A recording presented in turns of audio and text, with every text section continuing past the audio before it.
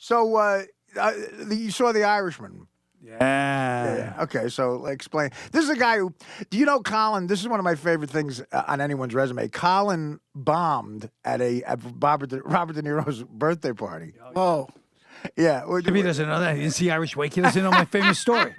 I bombed at his 60th birthday party. For De Niro. His wife invites me. It was just it was every. How does his wife reach out to you? Like she knew your work? And She saw me at SNL or something. So anyway, and I actually look like De Niro. Tukey Smith? Tukey? No. The other black one? Grace Hightower. Right. Grace Hightower. And she reaches out to me, and as a normal human being. Yeah, you played De Niro on SNL a couple of times. Played De Niro on SNL, and she's like, in front of De Niro. Could you come and just do De Niro for like 4 minutes on? Oh, she wanted you to do the impression. She wanted me to do the impression. Okay. At De Niro's birthday party. Oh my God. So who's this there? This is everything that's wrong with me. This story, by the way. I took it like Ralph Crampton. I'm like, I'm not gonna do 4 minutes. I'm gonna do 20 minutes. Oh no. This guy. are getting 20 minutes. You understand what your husband means to me and people like me? Yeah. I'm gonna make this a tribute like you've never seen. Oh, so you can do the sappy shit too. Not all laughs. But all funny, but sappy in the middle. Yeah, it was gonna be a full. Because you like, don't do sappy. No, it was gonna be like a Peter Allen type thing. You know, right. like I go up and down, smooth. You know Gay, what I you mean? mean? It's gonna be gay? Yeah.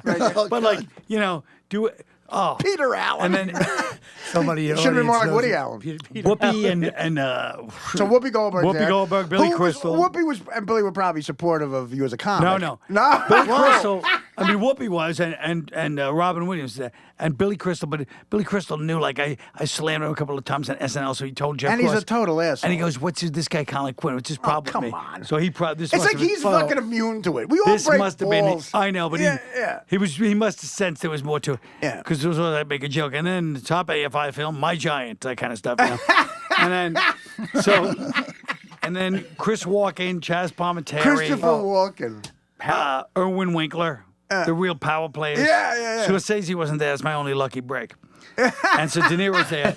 But I mean, that's a room, cast man. so often. You don't know if that's a room that has a sense of humor, even. Yes. Because Billy Crystal, a funny, talented guy, clearly no sense of humor. Right. Right. But you got Robin Williams there. You know, Right. there's enough people there. Robin was probably nice to you. It's Please, not even dark. Right. Yeah. Right. But then, so rule number one, I ignore what she said. So already I broke rule number one. Yeah, she just wants you to do 4 minutes of the fucking 4 minutes impression. and get out. Yeah. 3 minutes. Right. 30 seconds, probably. Right. So I go there. It's at a restaurant, Le Cirque. 30 So I'm seconds. there. It's just getting dark, and the waiting staff. I feel bad for the waiters. Like they're like, "Hey, here I am doing this thing, and I'm making." It's a living. They're very probably difficult actors. thing to do, man. I don't care how experienced you are as a Got good comic. money to do But it. I'm no money. That's secondary. She goes, "What do you charge?" I go, "Nothing. I charge for this." Yeah. There you go. something No, big.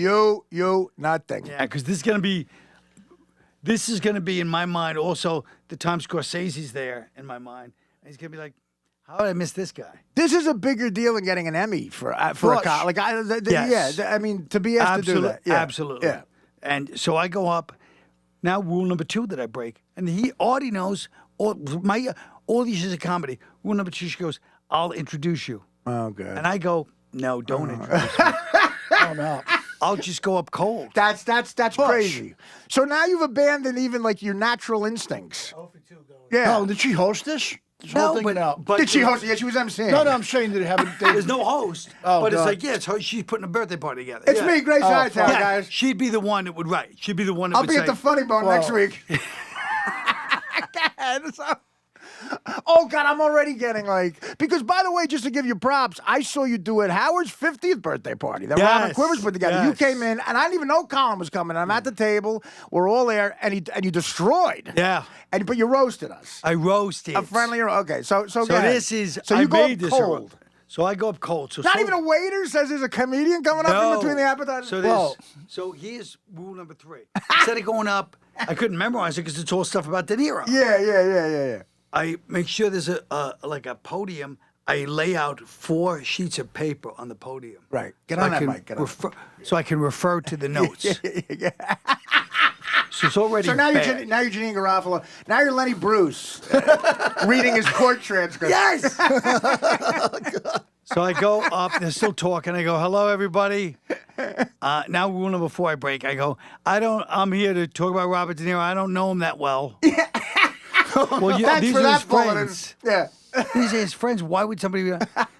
And then I start trying to roast him. I go, De Niro, I know his movies. I slam him with a couple of jokes about his bad movies. Yeah, but yeah, that's good. The place is like. Then I try to turn on Chris Walken's ass. So I try to turn on him and roast him. And Who seems like a maniac who might have killed Natalie Wood. Right. Yeah. Oh, no. I mean, Christopher Walken, I love him, but The only he thing seems worse crazy. I could have done was a Natalie Wood joke. You're right. Right. Thank God. I guess it wasn't as bad as it could have been. Yeah. Anyway, in about 2 minutes, I realized this is bad. Yeah. But I won't give up because in my head I'm like, no, this is my night Even to at shine. that point, do you say, let me do the 4 minutes I agreed to and get the fuck out? No, I'm like You're Terry, trying to save it. I'm like Terry Malloy. My Yeah. night. Yeah. That's my night, Charlie. I could have taken De Niro apart that night. Yes. Held him up for 3 rounds. Yeah. Instead, what happened? So Sebastian I just Maniscalco. keep bombing and sweating, and my suit gets soaked. God. I can't. And you're talking about decision makers in show business in the room too. Real shot callers like Irwin Winkler, the guys that these are the people that not Fonzie. No, Irwin no, Winkler. these Yeah. are Irwin is fucking- Right. These are the people that yeah, Would have been bad enough anyway. and it's just so ugly, and I won't stop. Yeah. I won't Now, leave. in your head, are you thinking? Because Chappelle had that great observation about Michael Richards. Like, part of me as a black man was saying that's fucked up, but as a comedian, I'm going, come on, man, you can get him back. You can Hilarious. You know, but so in your head, are you rationalizing? I could get these motherfuckers. I could. Well, of course, in the back of your head, Or you're do you like, just want to torture yourself? no, because like you said, you always when you have a set. Yeah. Even though I didn't have it, when you have a set to do, you're always like, "There's got to be a turning point. This can't be happening." You know what's You great never think about you're gonna you know what's I said about Richard Lewis's stand up too. What's great about you is, you know, your stand up especially, even your one man show. You know, obviously a one man show on Broadway, HBO. It's insanely rehearsed. It looks like you're just saying it off the top of your head. You're one of those guys. It looks like you're improvising. Yeah. But I mean, you're talking about a tough room, and you. Tough room. I made all the mistakes. But not only could you justify someone bringing you up, like at that point in that room, you could justify someone showing a 2-hour documentary on who Colin Quinn is first. Like Yes. to get, you know what I mean? Absolutely. So you're going cold, Absolutely. and you're going into it. Did you ever do a De Niro impression? Well, yeah. I mean, I know during the show. Yeah. Well, I mean, it just gets douchier. How But- long were you actually up there? I mean, probably. I would say anywhere between 14 and 18 minutes. Oh my God! Yeah, but Colin. Oh, Yeah, but the thing Anybody is, which is like ever? an eternity. If Not you're one bombing, laugh. if you're bombing at Yuck Yucks in Toronto, that's a forever. But in this room at Le Cirque, Were you getting the murmur? Were people even did they tune out away? Well, but they didn't tune away. They're just kind of talking to each other like it's his birthday, so they're trying to be respectful. yes, So they're yes. it's not- tuning out would have been better.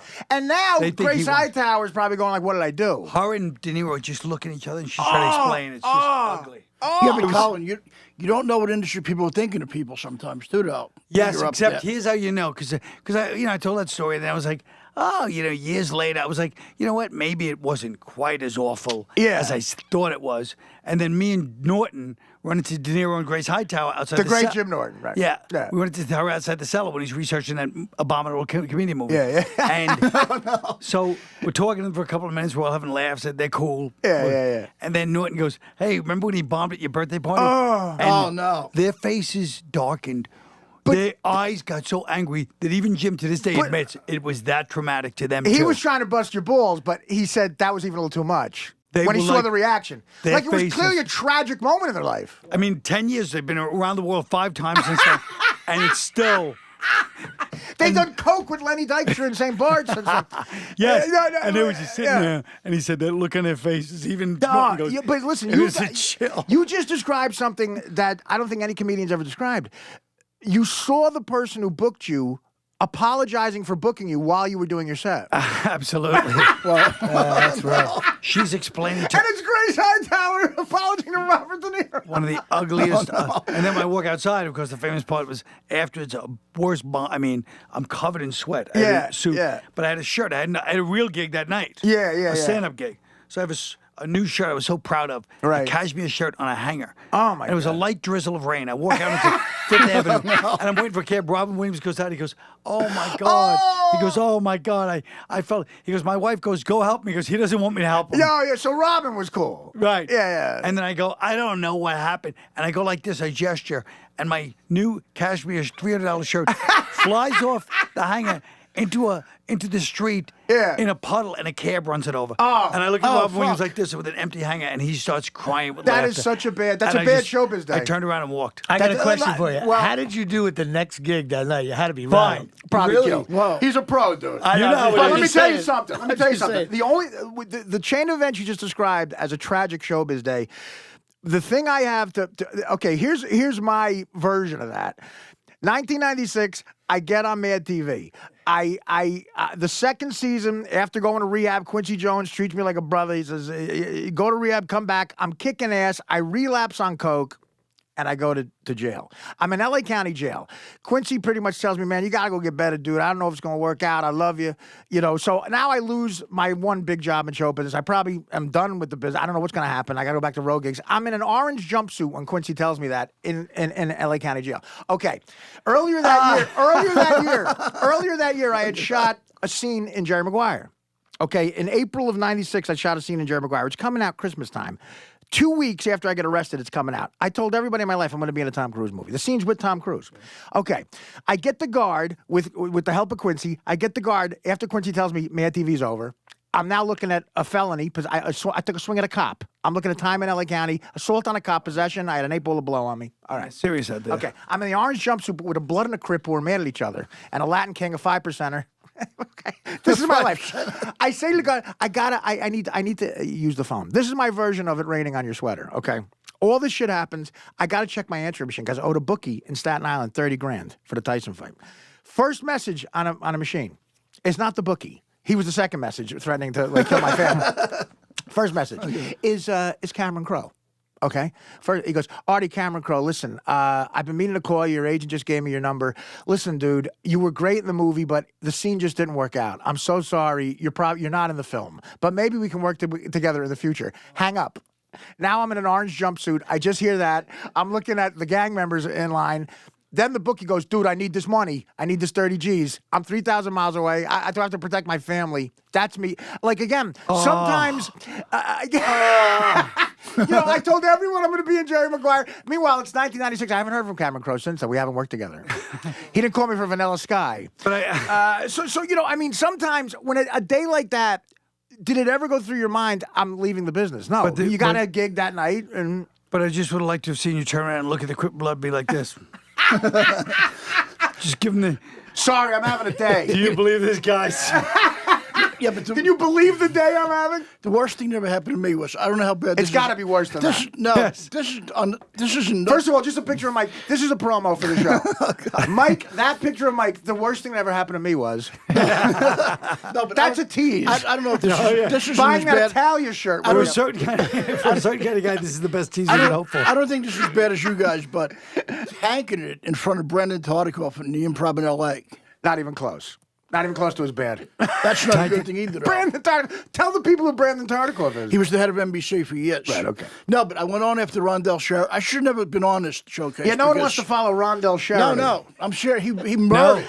I was only a comic a couple of years, right, Colin? Yeah. Rondell fucking murdered in that You room. don't follow the Who How do in you want rock and after him? roll. And it just was like- right? You don't follow Bob O'Reilly, and you don't follow Rondell Sherry. Yes. The Stones found out and Bichetti found out. No, You don't follow James Brown. No, but you know why? Because Tartikoff was there. I see what he looked like, and he was just watching me. And part of his face is like smiling, and the other part's like, "Who sent me this shit? This fucking idiot." But you can have see no, it in his you face. see, you have no etiquette in that. I did stand up with Mike a couple of weeks ago at a small club on the Upper West Side, and Michael Imperioli was nice enough to come in and see my act. And he sits down. I don't know who's coming in. I'm on stage. Mike sees him come in. And what was your instinct, Mike? I was going to go while over I'm to- on stage. I was going to go over and go, "Hey, Spider, how you doing?" I'm to yell out a spider joke to Michael Imperioli while I'm on stage. I mean, have you been around show business? I'm only playing. Not only that, but he's been in Sopranos. He doesn't want to be known as Yeah, I'm a Spider. spider, but that you think you get Spider more than Sopranos, maybe? No, but what's his? I'm Rick James, bitch. Is it Christopher? It's or Spider. It's Spider. It's got to be. Yeah. It's got to be Spider. Yeah. No, but seriously, no, so I just that's what seen he him- wanted to do while I was on seen him stage. come in, That's- and I could tell he wanted to He's be seen bothered. him come I in. just let him be by himself in reality. Well, exactly, but he gives off that vibe. But I can't believe your instinct was to do that. You're in showbiz. Yeah, but he says don't wanna he bother says him now. my instinct was at the bottom, and then he No, wanted the bottom. I don't. It's as bad. It's as bad as Norton. Norton has to take a fucking picture with every person that comes in a goddamn cellar. He's got a I go, great "You're Nicolas in the Cage business." story, right? Yeah. But well, you got to at some point. With my first month on the Stern Show, David Wells came in, and I'm a big Yankee fan. Right. So at the end of the fucking interview, he was on the cover of the Daily News the same day. He was leaving the Yankees as I'm coming back to Yankee Stadium for the first time to pitch, and I'm lined up like a fan at a baseball card signing to get his autograph on the Daily News. And I ask him, and of course Howard doesn't. The brilliance of Howard, he doesn't ask to bash me off the air. On the air, he goes, "Artie, what was that?" Like when Howard goes, "What was that?" Like digging, and Yes. Christ. But you know what's funny about we were talking about doing sappy stuff too, but this is what Colin always points out. At Patrice O'Neal's wake as memorial service, Jimmy Norton, a lot of comics went up, and Colin was, it's funny stories about Patrice and everything, but and I love Jimmy, but this is so true. But this is something that Colin points out. Jimmy Norton wanted to make the point that he was getting a lot of emails at his own personal, website about how much they love Patrice. But when he read the email, he started off with how the person said they loved him first for the first time. And they're like, "Hi, I'm a friend of Eddie Brill's, and I still remember. I was like, what is going on here?" And Patrice's poor mother said, "Who's Eddie Brill?" Yes. But then the email goes, "Jimmy, first of all, I want to say I love you. I love your comedy." And then the Colin goes, "You could have knocked out the part where they compliment you." What? Literally reading, he's like Mr. Authentic, like I read it verbatim. I don't leave anything out like he's a fucking integrity journalist. Asshole. Moron. Well, What about, by the way, speaking of improv bombing, integrity journalist. the best bombing in the improv ever was, you ever hear Bruce Sminoff with the Johnny Carson show? No, what happened? Oh my God, it's like the legendary story. Oh, the improv in L.A. Yeah. Yeah. What is that? Just that he's doing it, auditioning for Tonight Show. Who is this? Bruce Sminoff. Okay, comedian. right, okay. So Not he's- Yakov. Yeah. No. But he's like auditioning, and they go, Jim McCauley goes, "Hey, Johnny would come see you in those days. Yeah. Johnny's going to come out and see you."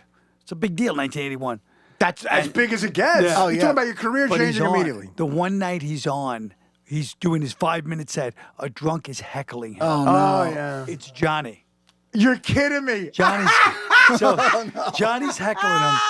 You suck. Fuck you. He's all drunk. He's with a girl. You queer? He's with a girl. So after the show, He's with a girl. after the show, Bud Friedman goes, "Johnny's too drunk to drive. You have to drive him home." So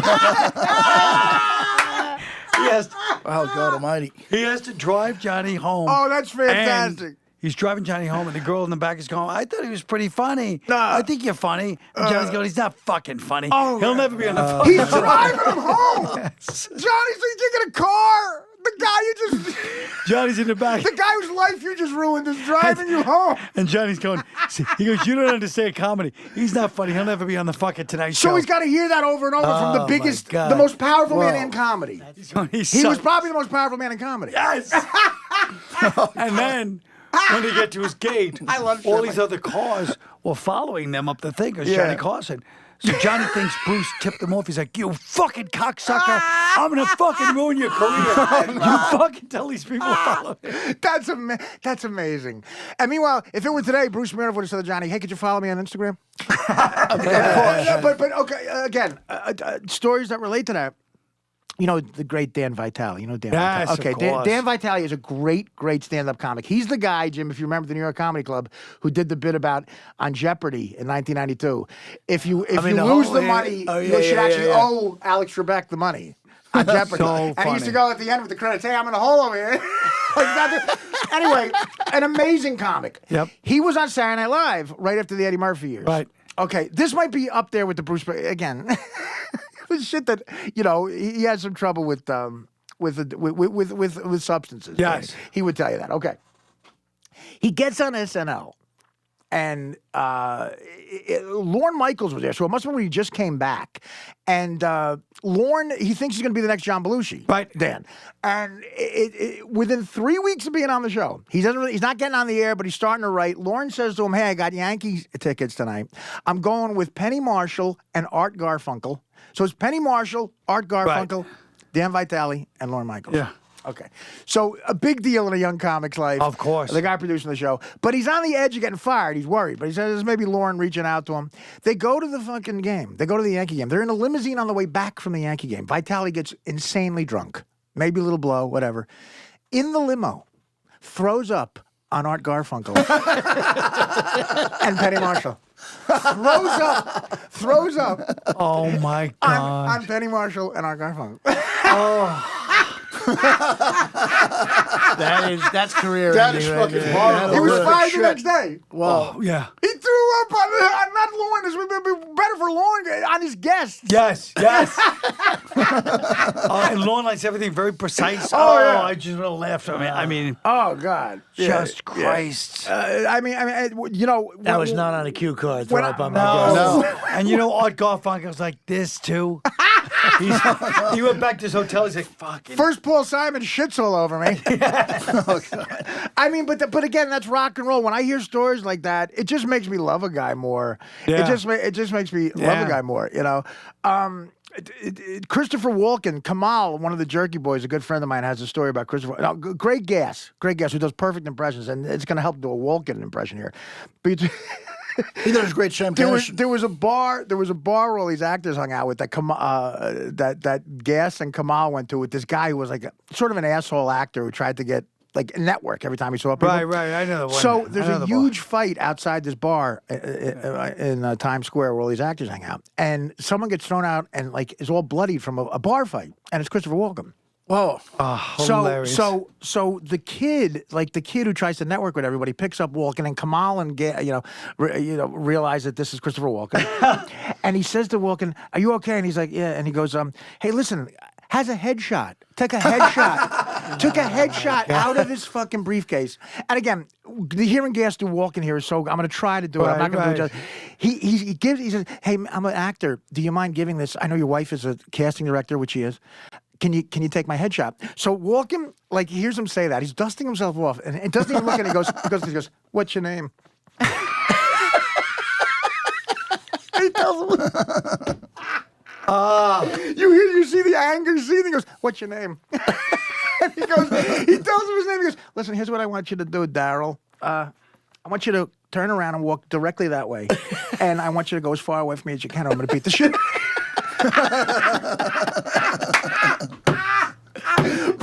But just here's someone who does a perfect Walken. He goes, "Just about what's your name?" He wanted to know. He just didn't want him to tell off. He wanted to tell him off with a personal. That's the only reason. Why would you want his name? Right. So he could say, "Daryl, I want you to turn around." Oh, or I'm going to beat the shit out of you. Vinnie Penn is a name that, again, you talk about disasters when you're trying to make it a name in show business. When I was, it looked like I might get the job on Howard to sit in the chair, and I was booked on 9/10 and 9/12/01, not 9/11. I was part-time, so I was there the Monday and the Wednesday. Right. There was one guy who Gary was friends with, who was sort of an unknown comic from Connecticut that Howard agreed to give a shot to. 9/11. That was his time to be funny. Whoa. So the plane hits at 8:30, and the kid hasn't really talked yet, but he goes, "I'll kill during the news." Like, he's like, "I'll kill during." Oh, God. He goes, "I'll kill during the news," and then the biggest terrorist attack of all time happens. I mean, again, sometimes comedy is filled, and again, as comics, we don't want to hear stories about when stuff goes right. We love the shit like that. I mean, it's so funny because you can really identify with that.